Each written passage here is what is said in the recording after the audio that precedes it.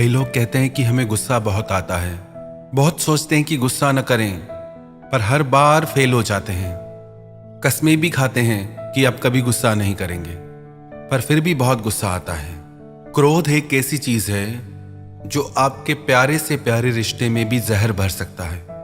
क्रोध सबसे पहले आपके मन में जहर भरता है, आपकी जिंदगी में जहर भरता है, आपकी पूरी दुनिया में जहर भर जाता है। जो इंसान क्रोध करता है वो क्रोध करने से पहले भी दुखी रहता है, क्रोध करते समय भी दुख को पाता है और क्रोध करने के बाद भी दुखी होता है। कभी विचार करके देखना, क्या आपको क्रोध करने से कभी खुशी मिली, सुख मिला? क्या आप किसी इंसान को अलाउ करेंगे अपने ऊपर गुस्सा करना, क्रोध करना, कि हमें जो चाहे बोल दे और जैसे चाहे बोल दे? कोई भी व्यक्ति किसी का भी क्रोध पसंद नहीं कर सकता, तो हमारे क्रोध को कोई क्यों स्वीकार करेगा, क्यों पसंद करेगा? एक व्यक्ति गुरुजी के पास गया और गुरुजी को जाके बोला, गुरुजी मुझे बहुत क्रोध आता है और उस क्रोध की वजह से मेरे घर में सब मुझसे खफा रहते हैं और उस क्रोध की वजह से मुझे भी ग्लानि और पश्चाताप रहता है। मैं लोगों से नजरें नहीं मिला पाता, ऐसे ऐसे शब्द क्रोध में कह जाता हूं कि जिनको बाद में लौटाया नहीं जा सकता। याद रखना आप भी एक बात, जो भी शब्द आप क्रोध में आके कह जाते हैं, हो सकता है कि आपको उनकी माफी मिल जाए, पर लोग उन शब्दों को भूलते नहीं। तो याद रखना, जो भी आप क्रोध में शब्द कहेंगे, उन शब्दों का सामना आपको भी जिंदगी भर करना पड़ेगा। तो उसने गुरुजी से कहा कि मैं परेशान हो गया हूं, बहुत कोशिश करता हूं, पर गुस्से की आदत छूटती ही नहीं। गुरुजी ने कहा, एक काम करो, जब भी तुम्हें गुस्सा आए ना, तो बस एक बात याद रखना कि गुस्सा मैं करूंगा, पर कल, आज नहीं करूंगा। जब भी गुस्सा आए, बस इतना संयम मन में रखना कि गुस्सा मैं करूंगा, पर आज नहीं, कल। उसने बोला, गुरुजी इससे थोड़ी गुस्सा शांत हो जाएगा, दूसरे दिन भी तो गुस्सा करूंगा ना। गुरुजी ने कहा, तुम ये करके तो देखो। वो घर गया, उसे किसी बात पे गुस्सा आया, पर उसे गुरुजी की बात याद आई, गुस्सा तो मैं करूंगा, पर आज नहीं, कल।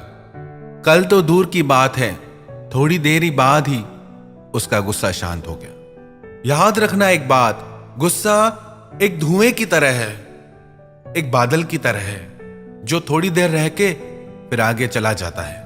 बस वो थोड़ी देर हमको संयम साधना है, बस वो थोड़ी देर हमको कंट्रोल करना है। हम बर्दाश्त नहीं कर पाते चीजों को। कई लोग कहते हैं कि हम गुस्सा करते नहीं, लोग हमें गुस्सा दिला देते हैं। तुम कोई टीवी हो क्या जो किसी ने रिमोट कंट्रोल में जैसा चैनल चलाया और तुमने प्रोग्राम देना शुरू कर दिया? लोग आजकल इतने हल्के क्यों हो गए हैं? कितना आसान हो गया है आजकल किसी को भी गुस्सा दिलाना और किसी को भी खुश करना इतना मुश्किल क्यों हो गया है?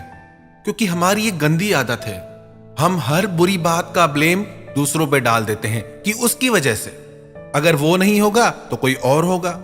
या तो ऐसा हो कि आपके लिए पूरी दुनिया ही बदल जाए, दुनिया का एक एक इंसान बदल जाए ताकि आपको गुस्सा नहीं आए, दुनिया की हर चीज बदल जाए, हर नियम बदल जाए, क्योंकि आपको गुस्सा नहीं आए।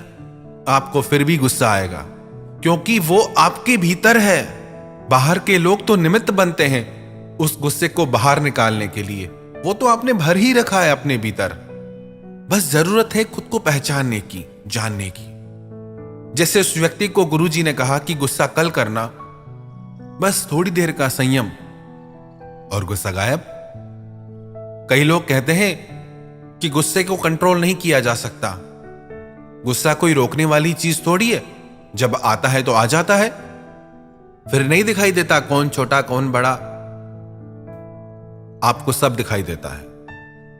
आप उसी पे ही गुस्सा करते हो जो आपसे कमजोर हो, जो आपसे छोटा हो। अपने बॉस के ऊपर गुस्सा करके दिखाओ, किसी पहलवान के ऊपर गुस्सा करके दिखाओ, जो आपसे शक्ति में ज्यादा हो, बल में ज्यादा हो, उस पे गुस्सा करो। गुस्सा हम कमजोर पे ही करते हैं। जो व्यक्ति हमसे बल में बड़ा है, पद में बड़ा है, शक्ति में बड़ा है, वो चाहे कैसा भी गलत चले हमारे साथ, वहां गुस्सा नहीं आता हमें, क्योंकि पता है कि यहां हमें नुकसान हो जाएगा। इसका मतलब गुस्सा भी हम चॉइस से करते हैं कि किस पे करना है, किस पे नहीं करना है। तो याद रखें एक बात, कि गुस्सा आपकी चॉइस है। आप चाहें तो गुस्सा करें और आप चाहें तो उस गुस्से को रोक सकते हैं। पर जो हमसे शक्ति में बड़ा है उसके सामने हम गुस्सा कर नहीं पाते, और जो हमसे कमजोर है उससे अपनी शक्ति दिखाते हैं। कुछ बातें तो हमने ऐसी भी सुनी है कि गुस्से में आके कई लोग हिंसा भी करते हैं। कई पति लोग अपनी पत्नियों पे हाथ उठाते हैं। कितनी गलत बात है। जो व्यक्ति अपने ही परिवार के सदस्यों पे हिंसा करे उसे मनुष्य कैसे कहा जाएगा। हमारी एक प्रार्थना सभी माताओं बहनों से है, आप भी अपने जीवन में हिंसा का विरोध कीजिए। चुप करके मत सहिए। जब आपके साथ पहली बार ऐसा हो तभी रोक दीजिए, इससे आदत मत बनने दीजिए। अपनी शक्ति आप खुद बनिए। ऐसी बहुत बातें सुनते हैं, बहुत माताओं बहनों पे अत्याचार भी होता है। इस इंतजार में मत बैठे रहिए कि कोई आएगा आपकी रक्षा के लिए। सबसे पहले आप खुद की रक्षा खुद करना सीखिए। पहली बार में ही विरोध कीजिए, रोकिए कि नहीं, ये चीज हम नहीं सहेंगे, हम हिंसा नहीं सह सकते। कुछ कुछ तो ऐसे भी किस्से सुने हैं, इतना दर्द है उनमें जिन्हें बयां भी नहीं किया जा सकता।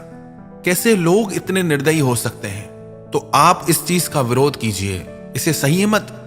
क्रोध एक ऐसी अग्नि है जो सिर्फ क्रोध करने वाले को नहीं, उसकी पूरी दुनिया को जला डालती है, उसके पूरे परिवार को जला डालती है। क्रोधी इंसान के साथ रहना साक्षात नरक में रहने के समान है। एक घर में एक सास अपनी बहू पे बहुत क्रोध करती थी, बहुत गुस्सा करती थी। बहू बेचारी चुप करके सब सहती थी, पर वो बहुत परेशान और दुखी रहने लगी। सोचने लगी, आखिर कब तक सहूंगी मैं, कब इन बातों का अंत होगा। एक दिन उसके शहर में एक महात्मा आए। उसने महात्मा को सारी बात बताई। महात्मा ने कहा कि जब तुम्हारी सास तुम पे गुस्सा करे ना, तो तुम उसकी वो आवाज रिकॉर्ड कर लेना, और जब भी वो दूसरी बार गुस्सा करने लगे, क्रोध करने लगे, तो उसकी वो रिकॉर्डिंग उसके सामने चला देना। वो बोली ठीक है। उसने वैसा ही किया। उसकी सास ने जैसे ही गुस्सा किया, उसने सारी रिकॉर्डिंग कर ली। दूसरी बार जैसे ही उसकी सास गुस्सा करने लगी, उसने वो रिकॉर्डिंग चला दी। उस आवाज को सुनकर उसकी सास को बहुत अजीब लगा। उसने अपनी बहू से पूछा, ये कौन है? इतनी गंदी आवाज, इतने गंदे गंदे शब्द कौन बोल रहा है? किसकी आवाज है? इतने गंदे शब्द हैं, मेरे कानों में चुभ रहे हैं। कौन है ये? मुझे क्यों सुना रही है ये? उसकी बहू ने बोला कि ये आपकी आवाज है और ये सारे शब्द भी आपके हैं। जब उसकी सास ने वो पूरी रिकॉर्डिंग सुनी, उससे बड़ा अफसोस हुआ कि इतनी गंदी आवाज, इतने बुरे शब्द मेरे मुंह से निकलते हैं। उस दिन उसे अपनी गलती का एहसास हुआ। रिश्ता चाहे कोई भी हो, सास बहू का, पति पत्नी का, पर जहां क्रोध आ जाता है वहां खटास आ जाती है, वहां लोग खुश नहीं रह पाते। कई लोग कहते हैं फिर तो हम किसी को कुछ कहें ही नहीं, जिसको जैसे मर्जी करने दे, बच्चों को भी कहना छोड़ दे। नहीं, परमात्मा ने आपको विवेक दिया है। बातों को समझें कि कौन सी बात किस विषय में की जा रही है। ये बात खास करके उन लोगों के लिए है जिनके जीवन में क्रोध की वजह से जहर भर गया है। यदि आपके बच्चे गलत रास्ते पे जाते हैं तो आपका फर्ज है उन्हें समझाना। किसी की भलाई के लिए थोड़ा ऊपर से गुस्सा दिखाने में कोई बुराई नहीं है। गुस्सा और क्रोध ये दोनों अलग चीजें हैं। आपने गुस्सा किया, उस टाइम बात बोली, वहीं बात पूरी हो गई। क्रोध एक ऐसी अग्नि है, आप पहले भी जलते हैं, क्रोध करते टाइम भी चलते हैं और बाद में भी जलते रहते हैं। वही बातें आपके मन में चलती रहती हैं, तो उन बातों को सुधारना है। यदि आपको अपने लिए, अपने परिवार की भलाई के लिए कभी थोड़ा बहुत गुस्सा करना पड़ा, बोलना पड़ा, तो कोई बात नहीं, बात बोल दी, बात खत्म। पर उन बातों को दिल में बिठा के मत रखिए, उसको क्रोध की अग्नि मत बनाइए। बातें बोल के आगे बढ़ जाइए। न आप किसी का क्रोध सह सकते हैं, न कोई आपका क्रोध सहना पसंद करेगा। तो क्यों आपने इस जहर को अपनी जिंदगी में पाल रखा है? और जितना इस बीमारी को पालेंगे ये उतना बढ़ती जाएगी। फिर आप खुद का भी दिल दुखाएंगे, अपने परिवार वालों का भी दिल दुखाएंगे, खुद की नजरों से भी गिर जाएंगे और सबकी नजरों से भी गिर जाएंगे। तो छोड़िए इस बीमारी को। जब भी गुस्सा आए ना, तो याद रखना ये बात कि आज नहीं कल करेंगे। बस वो थोड़ी देर का संयम आपके मन से उस क्रोध की अग्नि को शांत कर देगा। थोड़ा तो संयम रखना सीखिए, थोड़ा तो अपने जीवन को संवारना सीखिए।